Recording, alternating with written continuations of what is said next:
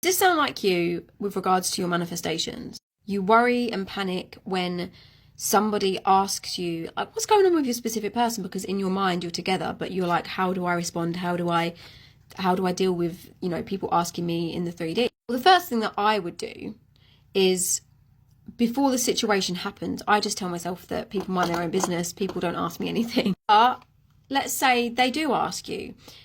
It doesn't matter what you say or what you do. As long as your internal world is fulfilled, it doesn't matter what you're saying in your 3D. So if you say in your 3D, oh yeah, we're just not really talking at the moment, or we're just friends, or it doesn't really matter what you say, because all that matters is you being fulfilled within. So you could tell them whatever, and then afterwards you'd be like, go back to living in the wish fulfilled, living in the end of you two being together. It doesn't matter just because you've said something to someone about something. It doesn't mean that you're now dwelling in the state of, oh my God, I told them we're not together. Does that mean we're not going to be together? Have I ruined my manifestation? It doesn't mean that at all. Like I said in the beginning, you can just assume as well that people don't ask you about your relationships. People don't ask you about what's going on, because eventually they're going to catch up. Your 3D is going to catch up with your internal story of being in a relationship. So they're going to be saying things like, oh my God, I'm so happy that you two are together and you're such a sweet couple, things like that. So just remind yourself of that whenever you feel like worried or panicked that you've said something to someone and